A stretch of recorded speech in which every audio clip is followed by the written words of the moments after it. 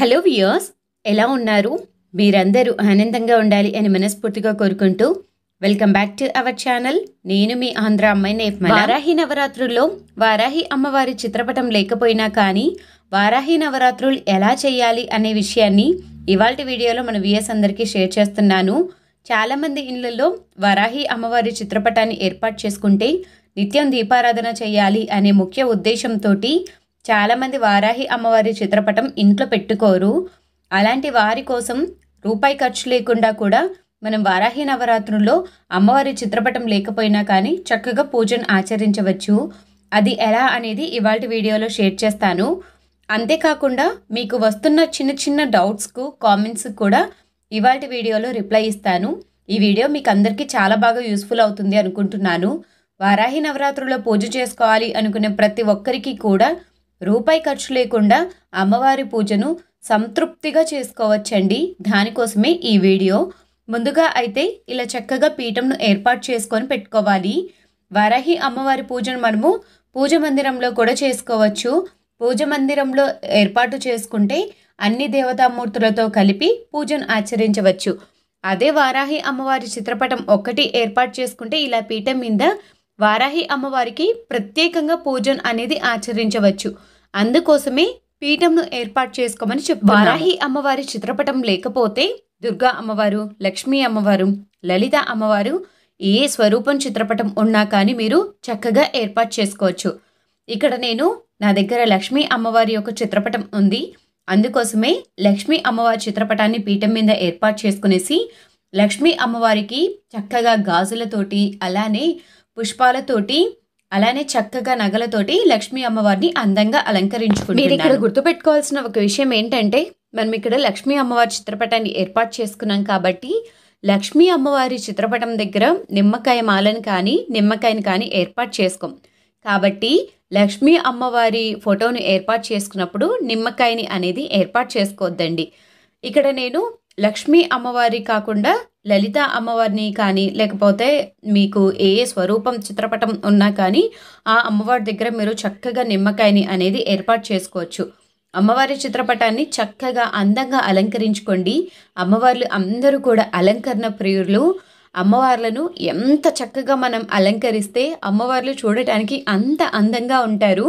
కాబట్టి మీకు తోచినట్టుగా అమ్మవారిని అలంకరణ అనేది పూజ అయినా వ్రతమైనా ఏది అయినా కానీ ముందుగా మనము గణనాథుని పూజించాలి. అందుకోసమే చక్కగా గణనాథుని విగ్రహాన్ని ఏర్పాటు చేసుకోండి. విగ్రహం అందుబాటులో లేకపోతే పసుపుతో చేసిన గణనాథుని అయినా ఏర్పాటు చేసుకోండి. లేకపోతే గణనాథుని యొక్క చిత్రపటం ఉంటుంది కదా, చిత్రపటంను పీఠం మీద మొదటిగా ఏర్పాటు చేసుకునేసి కూడా పూజ చేసుకోవచ్చు. అలానే అమ్మవార్లు ఏ అమ్మవారి స్వరూపాన్ని ఏర్పాటు చేసుకున్నా అమ్మవారికి నిండుగా బౌల్స్లలో పసుపు కుంకుమలను ఏర్పాటు చేసుకోండి. అమ్మవార్లు సుమంగళత్వాన్ని మనకు ప్రసాదించమని మనం కోరుకుంటూ అమ్మవార్లకు మనము పసుపు కుంకుమలు అనేది ఏర్పాటు చేసుకుంటాం. ప్రీవియస్ వీడియోలో వారాహి అమ్మవారిని పసుపుతో ఏ విధంగా తయారు చేయొచ్చు అనేది మన వ్యూయర్స్ అందరికీ షేర్ చేశాను.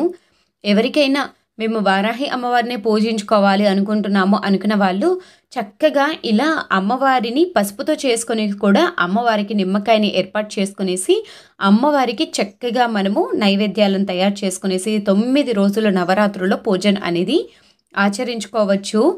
అమ్మవారి రూపం ఒక్కటే మనకు కావాలి. అమ్మవారిని మనసులో తలుచుకుంటూ కూడా అమ్మవారిని పూజ చేసుకోవచ్చు. అమ్మవారి రూపం ఉంటేనే మాకు పూజ చేశామనే సాటిస్ఫాక్షన్ కలుగుతుంది అనుకునే వాళ్ళకు పసుపుతో చక్కగా అమ్మవారి విగ్రహాన్ని ఇలా తయారు చేసుకునేసి పెట్టుకోండి. అలానే పూజకు కావాల్సిన ప్రమిదలను అన్నిటినీ సిద్ధం చేసుకోండి. పూజకు కావాల్సిన ప్రమిదలను సిద్ధం చేసుకునేసి నూనెను వడ్డించుకునేసి చక్కగా దీపారాధన చేసుకునేసి ముందుగా గణనాథునికి పూజను అనేది ఆచరించాలి. వారాహి నవరాత్రుల్లో మనం ఏ విధంగా అయితే పూజను ఆచరిస్తామో మీరు ఏ అమ్మవారి చిత్రపటాన్ని ఏర్పాటు చేసుకున్నా అదే విధంగా పూజను అనేది ఆచరించాలి. ముందుగా గణనాథునికి షోడోపచార పూజ, పంచోపచార పూజ వీటన్నిటిని ఆచరించాలి.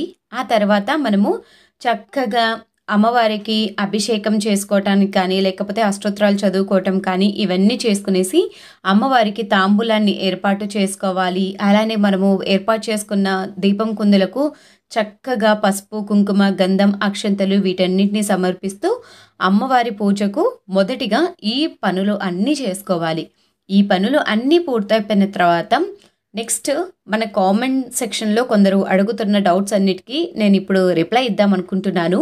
పూజ మొత్తం మీకు చాలా వరకు ఇప్పటికీ 2 వీడియోస్ పోస్ట్ చేశాను. వారాహి నవరాత్రుల్లో కంద దీపారాధన ఎప్పుడు చేసుకోవాలి ఏంటి, అలానే అమ్మవారి యొక్క పూర్తి పూజా విధానము, ఇలా మీకు కొన్ని వీడియోస్ అనేవి షేర్ చేశాను. వాటన్నిటిలో చూస్తే మీకు కంప్లీట్గా అర్థమవుతుంది. ఆ వీడియోస్ కనుక మీరు చూడకపోతే కింద డిస్క్రిప్షన్ బాక్స్లో లింక్స్ అనేది ప్రొవైడ్ చేస్తాను, ఒకసారి చూడండి. కామెంట్ చేసిన వాళ్ళందరికీ రిప్లై ఇచ్చాను, కానీ కామెంట్ చేసిన వాళ్ళతో పాటు మరికొంతమందికి కూడా రిప్లై ఇద్దాము, మీలాగే కొంతమంది తెలుసుకుంటారు అనే పూర్తి ఉద్దేశంతో ఈరోజు కామెంట్ సెక్షన్లో ఉండే వాటన్నిటికీ ఈరోజు నేను రిప్లై ఇస్తున్నాను. అమ్మవారి చిత్రపటం బదులు ఏ అమ్మవారి చిత్రపటం అయినా ఏర్పాటు చేసుకొని మేము వారాహి నవరాత్రులు చేసుకోవాలి అనుకుంటున్నాం, చేసుకోవచ్చా అని అడిగారు. తప్పకుండా చేసుకోవచ్చండి, ఇబ్బంది ఏమీ లేదు. అమ్మవారిని మనసులో ధ్యానిస్తూ వారాహి అమ్మవారిని చక్కగా మీరు ఏ అమ్మవారి చిత్రపటాన్ని ఏర్పాటు చేసుకొని అయినా పూజ చేసుకోవచ్చు. ఇంకొకటి, పూజ ఉదయం చేయాలా సాయంత్రం చేయాలా అని అంటున్నారు. వారాహి అమ్మవారు రాత్రి దేవత కాబట్టి రాత్రి సమయంలో పూజ చేస్తే సరిపోతుంది. 7 గంటల నుంచి 9 గంటల లోపు కూడా మీరు పూజ చేయవచ్చు, తప్పేమీ లేదు. వారాహి అమ్మవారు రాత్రి దేవత కాబట్టి మీకు ఉదయం కుదిరితే ఉదయం సూర్యోదయానికి ముందు, సాయంత్రం సూర్యోదయం తర్వాత పూజను అనేది ఆచరించవచ్చు.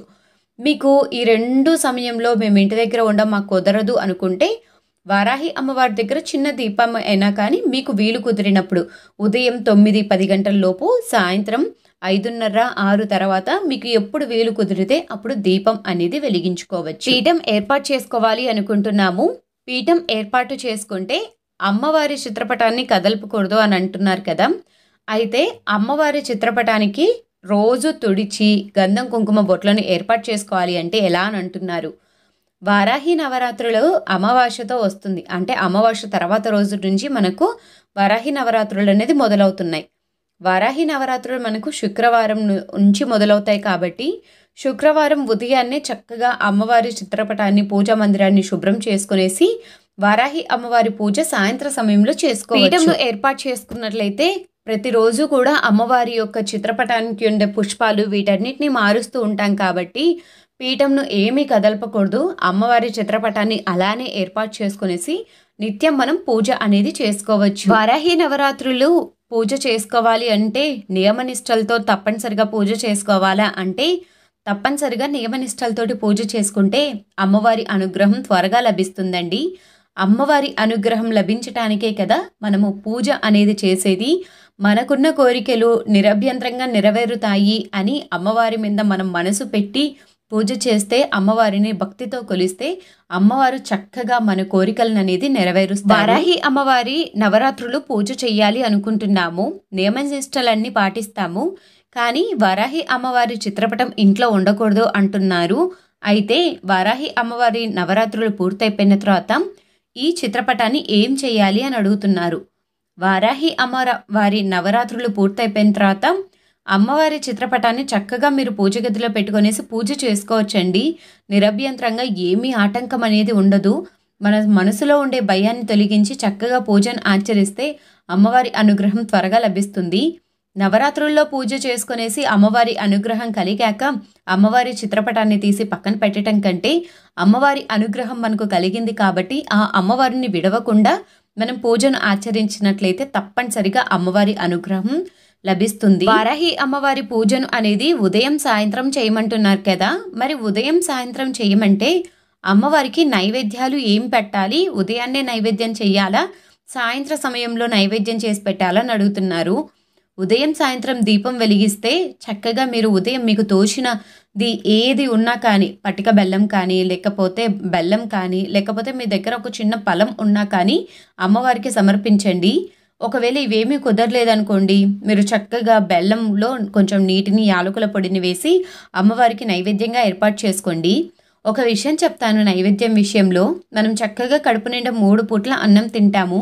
అలా అతిగా వచ్చిన వారాహి అమ్మవారికి మనం కూడా ఉదయం సాయంత్రం దీపం వెలిగించేటప్పుడు ఒక చిన్న బెల్లం ముక్కను నైవేద్యం పెట్టడంలో ఎటువంటి సందేహం అనేది లేదనుకుంటాను. ఎందుకంటే అమ్మవారు అన్నీ ఇవ్వడానికి మన ఇంటికి ఒక అతిథిలాగా వచ్చారు. అలాంటి అతిథికి ఉదయం సాయంత్రం దీపం వెలిగించేటప్పుడు మన శక్తి మేరకు మనకు ఎంతైతే అమ్మవారికి పెట్టాలి అనుకుంటున్నామో అంత మేరకు అమ్మవారికి పెట్టుకోవచ్చు. వారాహి అమ్మవారి పూజకు నైవేద్యాలు చేయలేము అనుకున్న వాళ్ళు చక్కగా పానకాన్ని ఏర్పాటు చేసి కూడా అమ్మవారికి పెట్టచ్చు.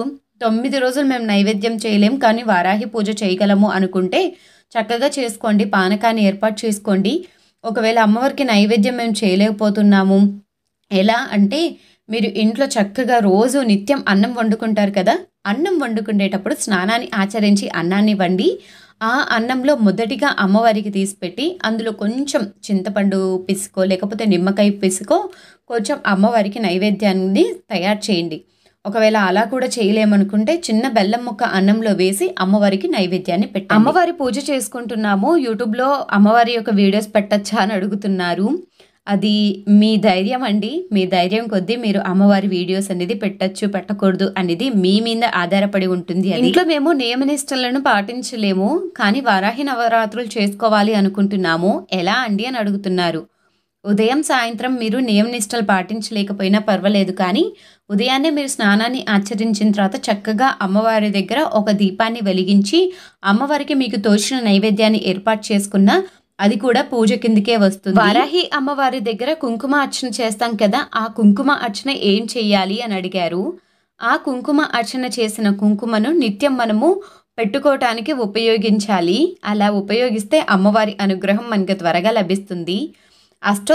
అన్ని అష్టోత్తరాలు మేము చదవలేము అనుకున్న వాళ్ళు కింద 12 నామాలు అనేది ఇచ్చాను, వాటిని చదవండి.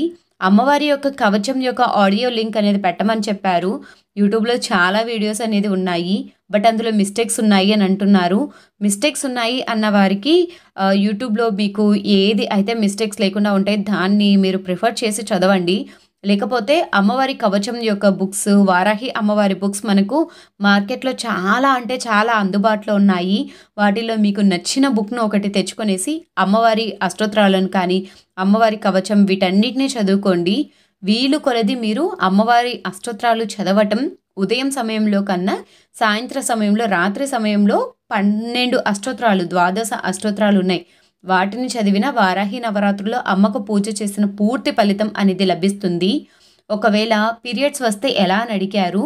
మీకు మిడిల్లో పీరియడ్స్ రావటము లేకపోతే స్టార్టింగ్ పీరియడ్స్ రావటం అలా ఉంటే అమ్మవారి పూజ అనేది మేము చేసుకోలేకపోతున్నాము అని అమ్మవారికి ఒకసారి చెప్పుకొనేసి పీరియడ్స్ అయిపోయిన తర్వాత ఇంటిని మొత్తాన్ని ఒకసారి శుద్ధి చేసుకొని ఆ తర్వాత వారాహి నవరాత్రుల పూజ అనేది చేసుకోండి. ఈ వీడియోలో మీకు ఇంకొక సందేహం కూడా రావచ్చు.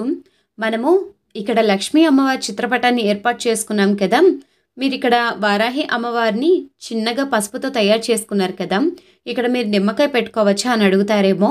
నిరభ్యంతరంగా ఇక్కడ మనం పసుపుతో చేసిన వారాహి అమ్మవారి దగ్గర ఏర్పాటు చేసుకోవచ్చు, అంతేకాని లక్ష్మీ అమ్మవారి చిత్రపటం దగ్గర అయితే ఏర్పాటు చేసుకోవద్దండి.